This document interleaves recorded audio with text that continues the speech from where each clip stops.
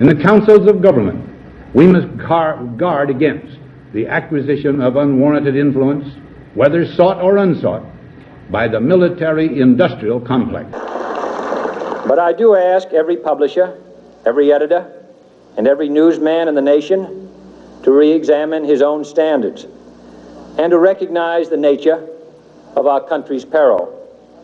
In time of war, the government and the press have customarily joined in an effort based largely on self-discipline to prevent unauthorized disclosures to the enemy. In times of clear and present danger, the courts have held that even the privileged rights of the First Amendment must yield to the public's need for national security.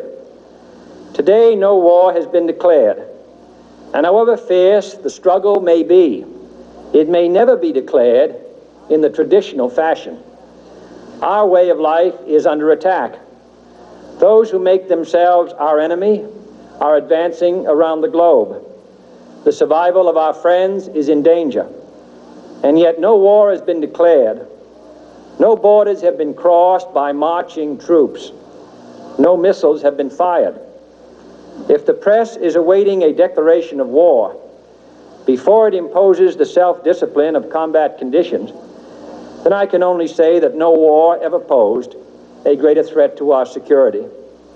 If you are awaiting a finding of clear and present danger, then I can only say that the danger has never been more clear, and its presence has never been more imminent. It's time to recognize that we've come to a turning point. We're threatened with an economic calamity of tremendous proportions, and the old business-as-usual treatment can't save us. Together, we must chart a different course. We must increase productivity. That means making it possible for industry to modernize and make use of the technology which we ourselves invented.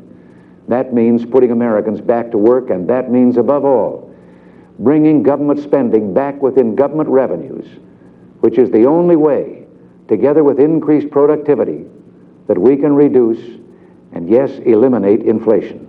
The only thing that can stop this corrupt machine is you. The only force strong enough to save our country is us. The only people brave enough to vote out this corrupt establishment is you, the American people. I'm doing this for the people and for the movement, and we will take back this country for you, and we will make America great again. Hello, welcome back to Inform America. Hosting the show today is Pat Murphy and myself, Rich Merritt. Before we get started here, just a few announcements. Tune into nationallibertyalliance.org. Check them out. I think there's a lot of movement happening on the legal front in our court system across the country. At least that's my personal opinion from what I've seen and heard. And it's a pleasant surprise to me. I hope it continues. So check them out. You might find out that you can be helpful in that area. Secondly, I want to announce that the Boston Broadside is a newspaper that I'm becoming more and more acquainted with. I happen to like them because they're honest in their reporting. So check out the Boston Broadside. I hope they're coming out with a really good article this coming month, August. They're still doing research on it. I've helped a little bit, so I know about it, but I don't know if it's going to be done. It's so extensive, I'm not sure where they're going to go. It might take them a few months. But check out the Boston Broadside. They're good. And by the way, I don't get paid for this. I just happen to support the truth, no matter where it lies. Other than that, let me see, the Boston Broadside and nationallibertyalliance.org. I guess that's about it. That's about it. But I'll turn it over. Do you want to start the ball rolling, Pat? Yeah, I mean, sure. Oh, I do have one more thing. I'm sorry. One more thing. And this message is for the President of the United States. For Mr. Trump, if you're ready to take the garbage out up here in New Hampshire, we're warming up our trash compactor, so feel free to start anytime. Thank you. Oh my God. who knows? There's plenty of trash to be taken out in the good Absolutely. old U.S. of A. Everyone in You New need a- Hampshire knows it too. You need a good fumigation. Yeah, Yeah. you really need to start to stand up. You know, it's time to put on your big boy pants and let's go. Yep. I was going to say that you mentioned the Boston Broadside. Well, I got a subscription to the Epic Times, and I just got my first copy of that. What a great paper. Yeah. I couldn't believe it. The quality of the writing, what they reported on. Those young guys have got it together. That's the first real paper I've seen in years. And they had an article in there on China and on Galun Fong, and it lays out the whole thing exactly what they're doing to those people, and it is absolutely horrific. Even though Joe Biden says, yeah, they're good guys. Oh, yeah. Sure, Joe, if you're strapped down to a table and they're pulling your guts out, and see what you say then. But what a great paper, remarkable. Consider the remarkable source, paper. Pat. Yeah, I know. Joe Biden. Creepy Joe. Yeah, yeah. The leader, the front man for them, or Yeah. the leader, whatever. I don't even watch your debates. They're not worth watching. I don't think. No. But, yeah, there's a lot of stuff going on. One of the biggest things we saw today was it's all over the internet. Is New York City fire commissioners have come out, a whole slew of them, and demanding an investigation into 9/11, and they're saying they are absolutely positive. They have proof positive that buildings were detonated internally, which is, I mean, this would be the biggest thing, one of the biggest things in the history of the country ever. Would And, that be considered a mass murder? Almost 3,000 people. Yeah, okay, of course it would. Yeah. It would be considered treason on a massive scale. But you've got that's rife all the way through your government, all the way through your bureaucracies right now. I mean, everywhere. It's just. Yeah, but I don't know that anybody made any big money off it. Maybe Dick Cheney, maybe on. Larry Silverstein, buying the buildings and then selling them right before, or the insurance on it for, if it was a couple was $1 billion, It or was only $5.5 billion. Him and Is that what it was? Frank Lowy, yeah, they Yeah. split the money. yeah. Well, he got the lion's share. So anyway, the Pampers company will be selling a lot of product in the next couple of days, I'm sure. You know, so that's big stuff. That's the biggest thing. I was just, was It's finally, funny. it's 18 years later. Yeah, but when you tell people this, and this really bothers me, when you tell people about this and you ask them to check out certain resources to verify your story, it's like, oh, you're crazy, conspiracy nut. Well, yeah, conspiracy nut. Building 7, went down on a controlled explosion, and they've got proof of that. And it wasn't even hit by a plane. They said the fires were putting it out. Well, the architects and engineers all got together and says, no. Building one like that wouldn't come down with fire. It's not hot enough to melt steel. And the only thing that was burning in there, well, I don't even know what was burning in Building 7, because it's so far away. I think they said it was a football field away. I don't know. It's office furniture, paper, Yeah. Copy machines, stuff like that. But even if you look at the two big buildings that went down, that outer skin, the steel is massive. And then if you look at it internally, and I spent most of my life as a construction superintendent and on different types of buildings, including some big stuff like that. Yeah. That internal vertical columns, box columns. I have 38 or 40 of these things, and they're all welded together with channel. And each leg of that box is 4 inches thick. You could run planes into that all day long, like a cheese grater. I mean, what do you they consist of? They're aluminum and they're fiberglass. They're lightweight, yeah. I know one thing. The nose of that plane isn't going to make it out the other end intact. There's no way. That's an impossibility. But we'll see what happens. But there's a whole pile of things now coming down the turnpike. It's like Donald Trump, played the rope-a-dope for a couple of rounds, and now he's coming out swinging, and he's swinging. He's swinging hard. And he should be. Look, I've said to Pat on this show many times, I'm not waving the Trump flag until I start to see things happen.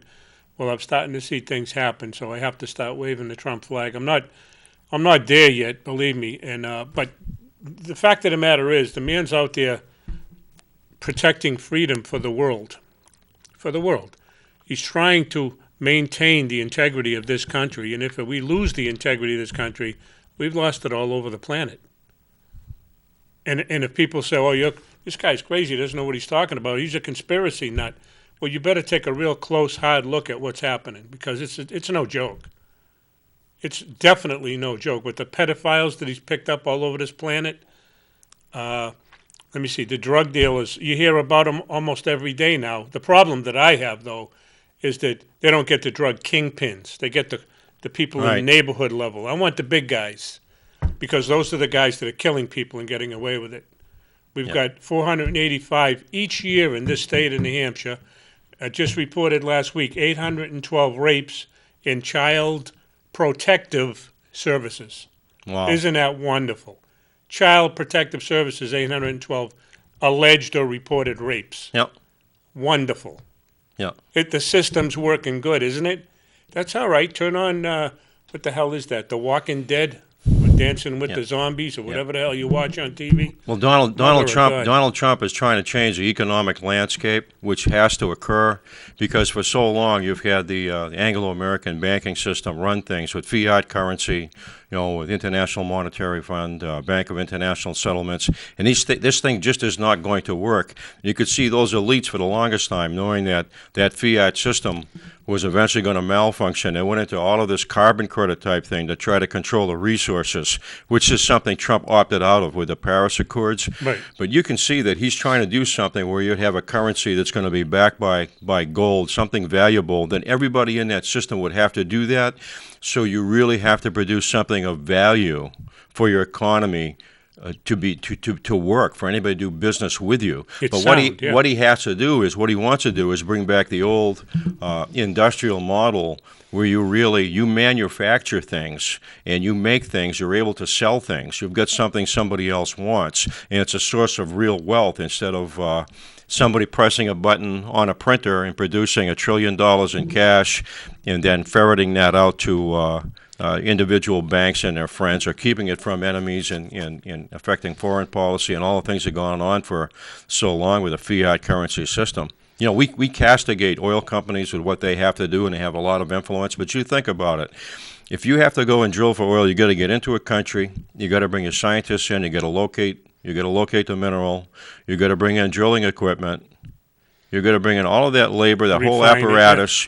You've got to find it, you've got to extract it, you've got to take it out, you've got to truck it, you've got to transport it, you've got to refine it.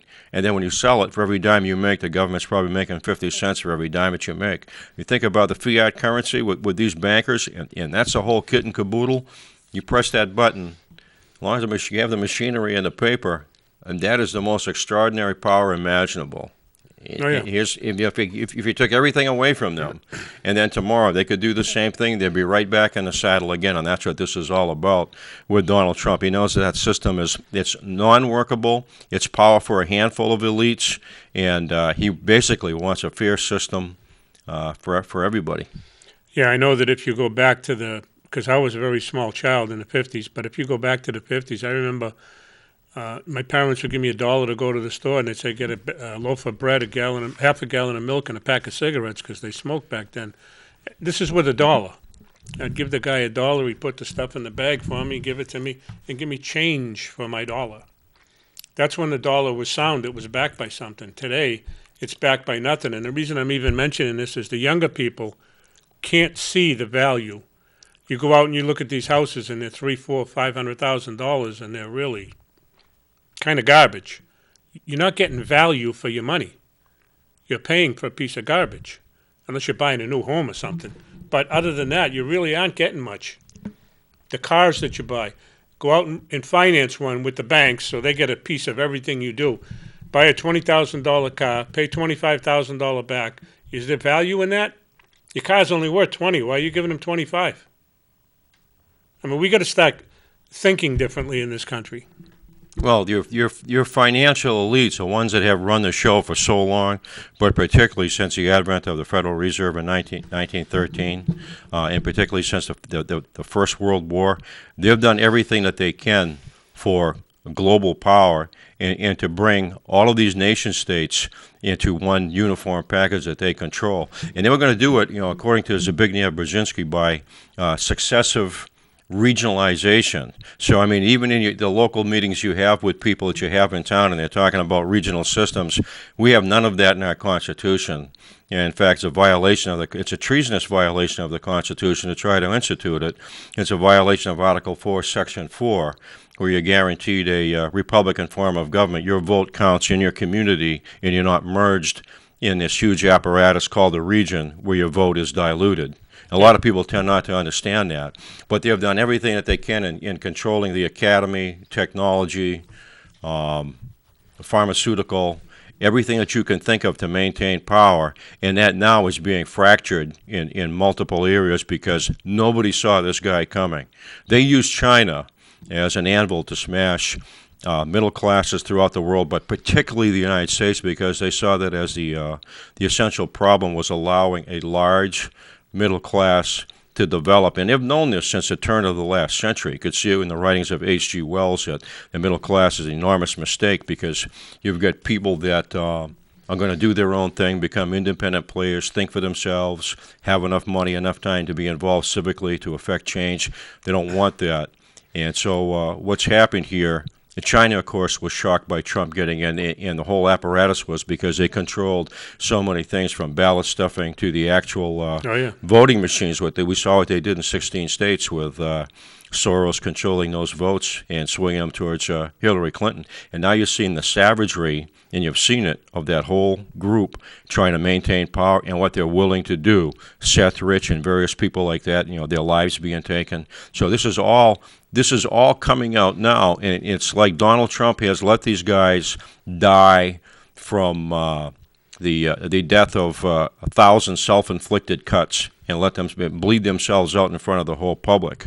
And I think that this thing with 9/11 that's a tin hat on it, because that right there is going to put people right through the roof, I think, if people open their eyes and in their minds and they listen to it. Yeah, because I've watched it. I've seen many documentaries. I've seen many documents, and I can tell you, just if you got an ounce of brains in your head, there's no way in hell that these buildings were hit by a plane and just came down. There's no way. Yeah. And I don't know whether this is true or not true, but if they used some type of a device, a drone, to attack, and it wasn't the passenger plane, then they got a lot of explaining to do as to where the passengers on those planes are. And I'm not suggesting that part, because that part I don't know, but it makes you think our country, our government officials would go this far to kill that many people and try to cover it up, just like they did with Kennedy. The thing was sealed for 50 years. They know time heals all wounds. 50 years later, it's like, he's dead now, who cares?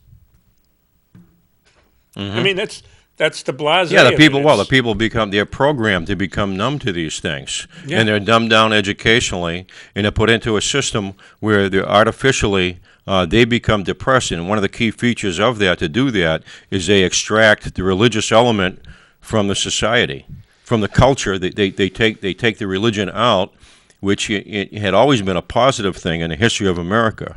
Judeo-Christianity that gave your life some kind of meaning and was a safe harbor to go to. It was a positive element. Yeah. And so what they do is they'll inject all these different things that create an element of pessimism.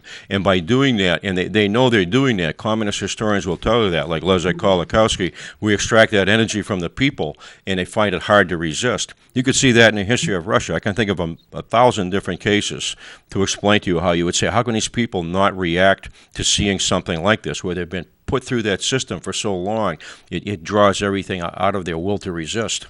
But this is something that I have with a lot of people that I know. I talk to them. I'll say there's a particular guy I see every morning, and I try to talk to him about what's going on, and he won't have anything to do with it. Yeah. It's like, I know what's going on. Why are you trying to tell me that you're wrong? I mean, he doesn't say that, but that's the message you get from him, and it's like, what do you mean you know what's going on? I listen to the news in the morning, and they're talking about Fluffy the dog, or Poochie the cat, or some stupid garbage. Yeah. And the world's coming unraveled. And they don't mention a word about it. Yeah, it's going. The 812 rapes, for example, Child Protective Services right here in New Hampshire. It's going on all over the place, Rich. It's a blurb. It's going on. It's worldwide. Yeah. You go to Ireland, and I'm intimately familiar with the history of Ireland. Okay, Irish heritage, Irish American. Murphy. All right. But absolutely. You think you know something? Right, County Cork. Okay. All right. You look at what's going on over there. It's a massive assault on the country, and now you've got your first openly gay prime minister, and he works to change the Irish Constitution, which forbade abortion, and now all those Irish girls feel it's their right to get aborted. So it goes right to the core of Catholicism, which is key central component of that the entire history of that country's struggle to survive, to keep its history, to keep its language, to keep its culture, for hundreds of years. Can I And add? what you have is you have an attempt to demographically change the country with a massive invasion now, where people used to like to go to places like Dublin and that. All of this stuff is changing, and you see the same thing. You saw the attempt to do that in Poland, and you watch the Poles come out, and God bless them, say, we're not going to have our kids sexually mutilated with all of this stuff through education. All this gender stuff, and we are a Catholic nation, and we're a strong nation. We will defend ourselves, and we're not going to accept every Tom, Dick, and Harry as an immigrant if we don't want to. The same in Hungary. But the common thread there is you're seeing all the ancient, traditional, old school Catholic element that you stand up and you defend your culture, you defend those that can't, you have a moral obligation to defend those that can't fight for themselves, you protect your family, your women, and your children. You see that being pushed in those nations. As it should be. Yeah. As it should be. Even in England, Rich, even in England, the guy that's the head of the House of Commons now, Jacob Rees-Mogg, is a traditional Catholic. All right, he's for traditional marriage. He's for the traditional Latin Mass, all this stuff, and not only that, he's the Lord of the Privy Council. So and the Queen goes in and meets with these guys, and I'm saying, what does this indicate? It's almost like that's going to be a litmus test for who we want as somebody in a position of leadership to be able to stand up, because nobody else will. Nobody else will. You talked about the moral decay that we're under, and we have been for a long, long time, and it's so true. Yeah. If you go back to, and I hate to do this, but if you go back to the constitutions, yeah, it says right in the Constitution that the government will protect life, liberty, and property. That's their primary function as a government. Life, the first word, liberty and property. Yep. And then they turn around and they start destroying the fact that they're supposed to protect life, with abortions, with Roe v. Wade. And Roe v. Wade was a decision based on Roe and Wade. It wasn't the rest of the world. It's not law. It's a decision of the courts. Yeah, but they found it in a penumbra. Yeah, but it's in a penumbra. The main point, yeah, I know you're right. The main point that I was going to bring up, though, is that these constitutions stem from the Bible. Right. And if you start and I'm not going to get into that, but if you get into the moral decay part, you can see where we're deteriorating on all levels. Right. That's why you look at these schools where they'll teach evolution. It's an element that gave atheism some sort of legitimacy. You could see that. I'll give you a historical example. You look at the Soviet Union going into Eastern Europe. Okay, in 1939, its agreement with Hitler. They attacked Poland on the 17th of September, 39. Shortly thereafter, they went to the Litvak countries, Latvia, Lithuania, Estonia. You go into Lithuanian schools, they'd come in, take off any of the religious, the crosses or anything like this. The teacher would go up to the blackboard. He's already been trained in Moscow. And good morning, class. This is what we're going to learn today. And the first thing he'd print out in Lithuanian is the word evolution. He said, you're going to learn about evolution. It's the basis of all of that. Well, science can't even support evolution anymore. So, well, when they teach economics or they teach Marxist theory, they teach it in an inadequate fashion because you can't comprehend socialism unless you also deal with theology and philosophy. All they're teaching is that the human being is a stomach, a walking stomach that has to be fed, and we're going to figure out a way to see all the stomachs fed, and of course somebody will be in charge naturally to make sure this thing is done fairly and equitably. But it's not taught the way that it should be taught, and it's the full version of exactly its origins and what it is. Well, it doesn't surprise me a bit, but one of the things, I don't want to go back too far, but one of the things that people have to start looking into if you want to wake up quickly is go back to Waco when, just what did those people do? Oh, they're stockpiling guns. So, did they shoot anybody? No. So, if they have 3,000 guns or 2,000 or 1,000, there's hundreds of people living there from what I understand. And the point is, or the point that I'm trying to make is that I listened to what the media told me. Oh, these are bad people. They're stockpiling guns. They want to hurt people. They're molesting children, all kinds of stuff. There was not only I won't say it's true or not true, but what I will say is this. The man or the people never had their chance of their day in court, due process of law. They were killed. And I watched them take out the charred bodies of the little kids, and they were charred. Everybody should have saw that. And how our government treated our own people. And now they're taking down 9/11, or now 2001. They took down 3 buildings. 2 of them were controlled with the planes or hit by planes. The third one supposedly had information on the billions of dollars that was missing from the Pentagon in the basement where they were conducting an investigation. I mean, some of the stuff it's bizarre. And people say conspiracy, wake up. That's all I got to say, wake up. They're moral issues primarily, more their corruption, their decisions made by people who do the wrong thing, and we're infested with it. Getting back to evolution for a moment, I watched this guy, that's the great guru on evolutionary biology, Richard Dawkins. He was giving a speech. He stuck both legs out, and he had 2 different colored socks on. All right, I think one was, I don't know if it was purple, the other was like a reddish color. And I said to myself, isn't that interesting now? We're going to have this public display of dress eccentricity. So I guess in our mind, that's supposed to equal genius. And you listen to this guy, and he's talking about the ramp of how did the eye develop and go through all these things where it's such a complex organism. And he's talking about the ramp of improvement. And I'm saying to myself, these guys are like not even 10th rate intellectuals. They're so deficient in what they should know, and yet the academy, they're holding these guys up here as a repository of what their students should know. It's just totally amazing. The last thing that he talked about, he was talking about producing food in laboratories, human meat, so that we could get past the last taboo, which is, Rich, human cannibalism. Yeah. I'm saying, how can anybody take these guys seriously? Except that the thing is, they're driven by a raw hatred for the human being. You can see that with that whole group of those so-called materialist, naturalist evolutionists like Harris, any of those guys are all, there's something in here that drives them. It's a raw hatred. Joe Rogan is another one. Here's another one that has turned recently. And I listened to him talk, and he was talking about somebody on the Catholic Church, and he was saying, well, I was raised a Catholic. And he says, I just think it's a cult. And I looked into that, and he had probably just a few months in a Catholic school. And I'm sorry, Joe, but you're not a Catholic, man. It's not a cult. If you don't consider that a major religion, I don't know where you're coming from, but that really, on your part, is an idiot-level statement. Yeah, well, I'm not a Joe Rogan follower. I've seen him a couple times before and thought he was on the money. But I haven't watched him recently, so I can't defend the man one way or another. Well, he's talking about singularity. You need to merge with the machine.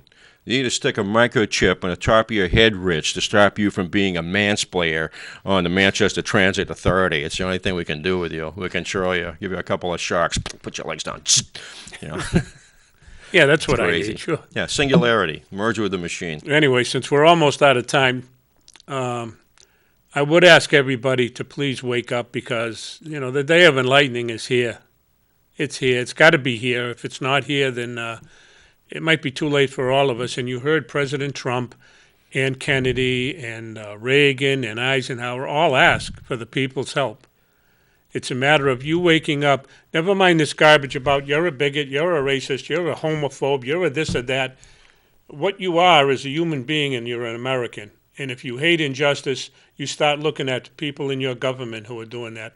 When they start talking about they want to the LBGA, whatever the hell it's called, let's flaunt them. No, listen, we're all human beings. What you are in your own personal life is your personal business. I don't want to know about it. And you shouldn't want to know about mine because it's my personal business. But we got to get away from this stuff and start uniting as a group of people and saying, that is it. You got to educate your kids at home. Educate your kids at home. Your responsibility is to educate your kids, put them into the system. You start to have problems, then you get together and end it. Because these schools are transmission belts to a great degree, some worse than others, of things that have done extraordinary damage to this nation. Real quick, I'll say this. Teach your kids morals, values, and principles. You teach them. You be the leader. You be the role model in your family. And then on top of that, tell your kids to question everything. With that, have a good night. Thanks for watching. Please share and subscribe to this channel, YouTube channel. Thank you.